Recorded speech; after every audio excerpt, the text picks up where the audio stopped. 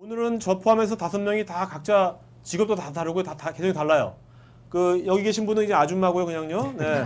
저는 그냥 날라리 PD고요. 여기 계신 분은 변호사님이고요, 변호사고요. 여기는 이제 회사원이고요. 네. 이분 세무사고. 네. 유시민 전님은 직업이 좀 뭔가요, 지금 그러면? 지금 무직이죠. 작가죠. 작가. 네.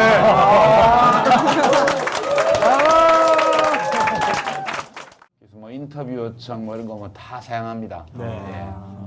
출연 요청 이런 거. 네. 예. 근데 부풀은 어떻게- 부풀은 왜 오케이 하셨어요? 왜 낚이신 거예요? 여기는 그냥 노는 데잖아.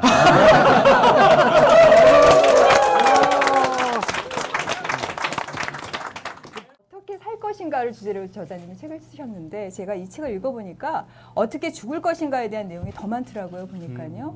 혹시 그 정치적인 동지이신 노무현 대통령 돌아가시면서 같이 따라 죽지 못한 거에 대한 어떤 미안함 때문에 죽으라 이제 놀다가 죽으라 이제. 아니 그런 느낌이 들더라고요. 혹시 미안해서 같이 못 죽어서 미안해서 혹시 이 책을 쓰셨나 하는 생각이 들더라고요. 왜 쓰셨는지요, 이 책을? 아니 출판사에 쓰자 했었죠. 예. 마음에서는 저거는 지금 나쁜 짓이 저질러지고 있는 거고 저런 걸 방치하는 거는 정의에 반한다. 그게 우리의 직관이 네. 양심이라고 우리가 보통 표현하는 이제 윤리적 직관이 우리에게 주는 메시지예요. 근데 우리들의 이성은 또 뭐라 그러냐면 야 덤벼봐야 같이 얻어 터지고 너도 한 군데 부러질 거야. 그게 우리의 이성의 목소리예요. 네. 네, 그때 생각한 게 야, 이 20살에 여길 그냥 지나가면 되게 다 살고 나서 죽을 때 엄청 내 청춘이 비천해 보일 것 같다는 생각이 그때도 있었죠. 그래서 사실 뭐 그때도 그런 생각을 많이 했고 왕왕 살면서 지금 이 선택을 어떻게 하는 게 다 살고 떠날 때 좀 나을까? 예, 그런 식의 생각을 좀 예전부터 했었어요. 예, 그러다 보니까 이번 책에도 그 얘기가 많이 들어간 게 됐죠.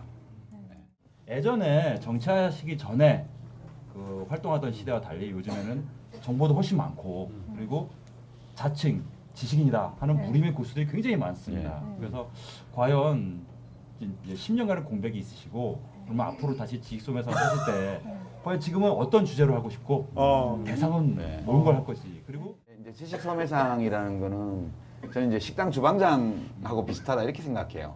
좋은 식자재가 사방에 널려 있지만 아무나 그 식자재로 맛있는 음식을 만드는 건 아니거든요. 단답형이고 예스, 네. 노로 다르게 때문에 요시민은 감성적이다, 독하다.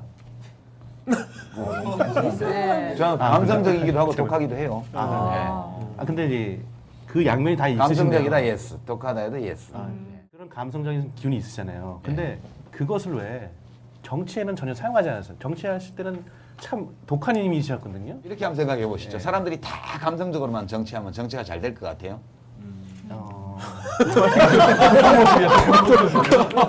독하시네요. 이런 사람도 있고 저런 사람도 있는 거예요. 네. 모든 지역구 국회의원이 다 지역구만 파고 다닌다고 생각해 봐요. 국회 정원이 무슨 의결 정족수가 되겠어요? 안 되죠. 네, 네. 그러니까 그게 국회도 그렇고 세상도 그렇고 사람들이 다양하게 있는 거라고요. 네. 그리고 저런 사람도 있어야 돼. 뭐 있을 수밖에 없어. 이렇게 봐줘야 되는데 네. 이런 게 좋은 건데 왜 넌 그렇게 안 하니? 이렇게 말하면 네. 저는 하기 싫어서 안 한다고 얘기하죠. 난 그렇게 하기 싫어. 그렇게.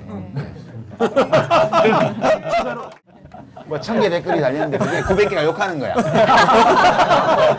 보면서 절망을 느끼면 안 돼요. 그 1000개 중에 900개는 그렇지만 100개 정도는 진지하고 중립적이고 또는 호의적인 게 있는 거예요. 그죠? 네, 있습니다. 그러면 야 1000명 중에 무려 100명이나 이 타이핑을 하는 이 수고를 아끼지 않고 여기다가 선포를 달아줬네. 유시민을 그러면 응원해줬구나 하는.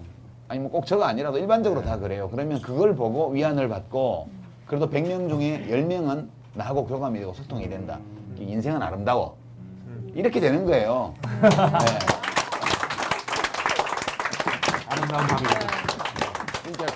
그러니까 별로 그렇게 스트레스 안 받아요.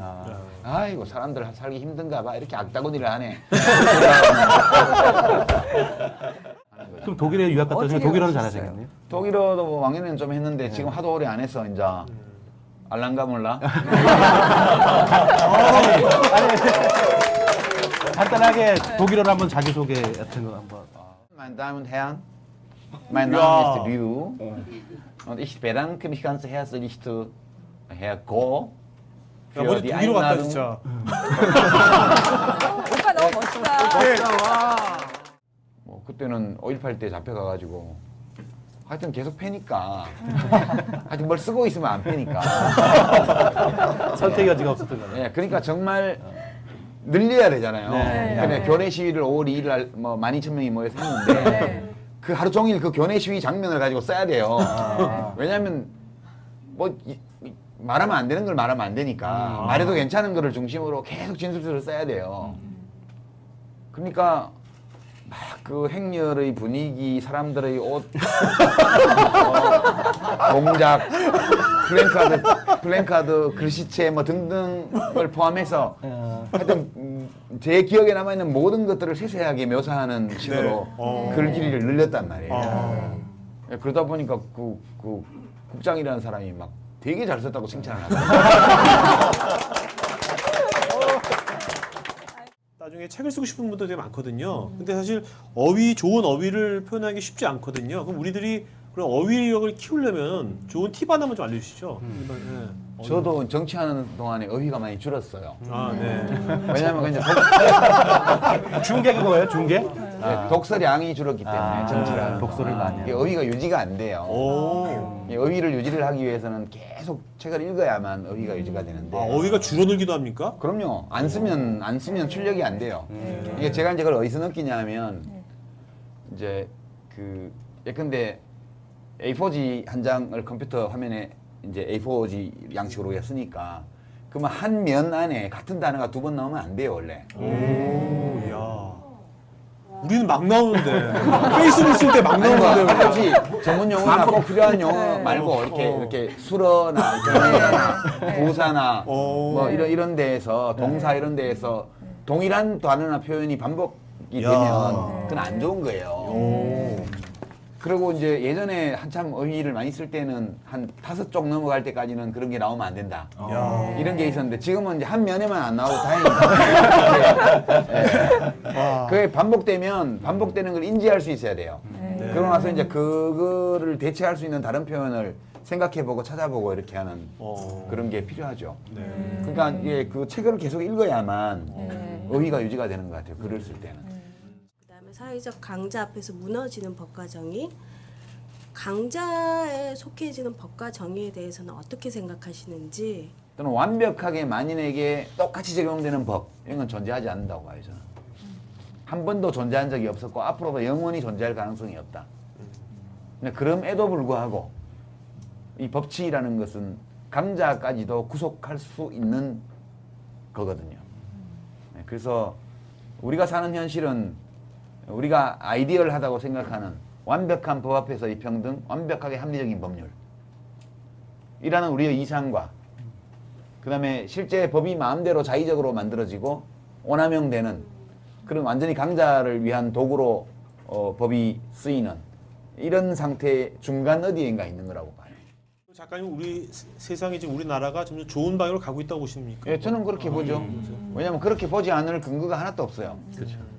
예. 알겠습니다. 보통 뭐 자기가 마음에 들어하던 대통령에서 마음에 안 드는 대통령 뭐 역사가 퇴보한다 이런 얘기들 하는데 네. 그거는 정치적 수사고요. 어. 예, 이제 이게 우리가 장기 트렌드가 있고 네. 주식시장도 그렇지만 추세선이 있고 음. 그다음에 이제 단기 등락이 그렇죠. 있잖아요. 네. 되게 이제 우리가 이 단기 등락의 흐름을 보면 추세선을 알 수 있고 네. 또는 추세선을 알 수 있으면 단기 등락에도 불구하고 장기적으로 예측이 가능한 것처럼 네.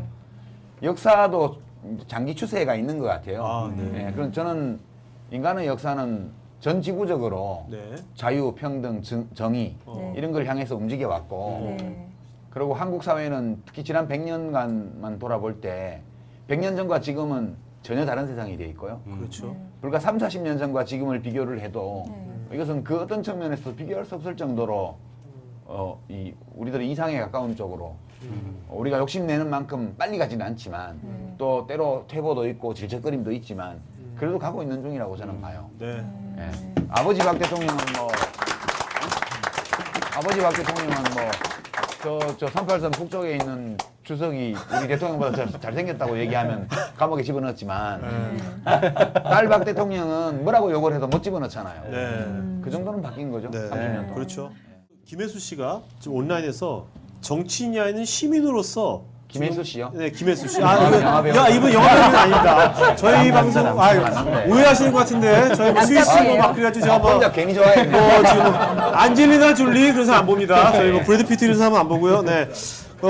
남자 김혜수입니다. 남자 김혜수. 남자 김혜수입니다. 아 진짜요, 남자 김혜수예요. 근데 이분께서 정치인이 아닌 시민으로서 사회의 건전한 발전에 기여할 수 있는 구체적인 방안은 뭐가 있을까요? 지금 내가 타인의 자유와 권리를 부당하게 침해하지 않는 한 내 하고 싶은 것을 내 마음대로 할 수 있다. 이게 저는 우리 사회를 구성하는 가장 중요한 기본 원리라고 생각을 해요. 저는 시민 개개인의 품격이 높아지는 것이 지금 제일 중요한 시기가 되었다. 네. 그렇게 저는 생각합니다. 우리 사회가 그렇게 오로지 삭막하다고 생각하는지 모르겠지만 사람들이 못 봐서 그런 거예요. 실제 그 일에 참여를 안 하는 사람일수록 사회가 삭막해 보여요. 네. 자기가 그걸 참여를 하면 할수록 이 사회에는 밖에서 보면 잘 보이지 않는 정말 거미줄, 핏줄 같은 네트워크들이 만들어져 있거나 아직 부족하긴 하지만 네. 예, 그리고 이 네트워크가 굉장히 빠른 속도로 이제 증가하고 있고 우리 사회는 적어도 그 점에서도 놀라울 만큼 빠른 속도로 증가하고 있습니다, 지금. 네. 눈에 보이지 않는 일반적인 추상적인 선에 복무하기보다는 내 눈에 보이고 내가 감각으로 느낄 수 있는 주변을 밝게 행복하게 만드는 일, 무엇이든지요. 이제 이렇게 넓혀 나가다 보면 그 사람이 아주 많은 일을 할 수 있는 사람인 경우에는 대통령도 되고 종교 지도자도 되고 뭐 그렇게 되는 것 같아요. 그러니까 출발은 추상적 원리에 자기 삶을 맞추는 것이 아니라 내 삶의 자연스러운 감정에서 시작해서 나를 온전히 하고 주변을 밝게 만들고 네. 그리고 힘이 미친 자기 힘이 허용하는 만큼 밖으로 계속 나가게 되면 온 사회에 좋은 빛을 줄 수도 있는 아, 정말. 뭐좀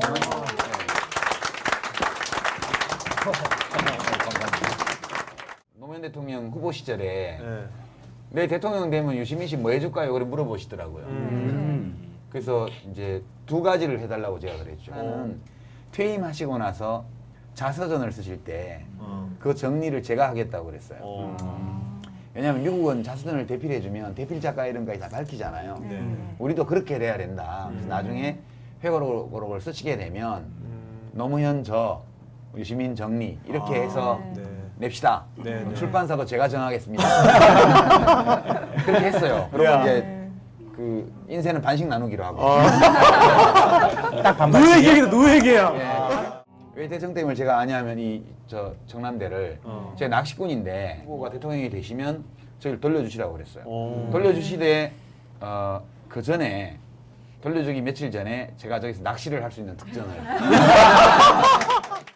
이를 위해서 우리 저자님이 시를 쓰신 것 같은데 그 시를 좀 낭송해줬으면. 그래서 대답하지 못한 질문. 원칙과 상식이 통하는 나라, 특권과 반칙이 없는 세상 만들 수 있을까? 그런 시대가 와도 거기 노무현이는 없을 것 같은데 사람 사는 세상이 오기만 한다면야 그래도 괜찮지 않을까요? 2002년 뜨거웠던 여름 마포경찰서 뒷골목 퇴락한 6층 건물 옥탑방에서 그가 물었을 때 난 대답했지. 노무현의 시대가 오기만 한다면야 뭐 거기 노무현이 없다 한들 어떻겠습니까? 솔직한 말이 아니었어.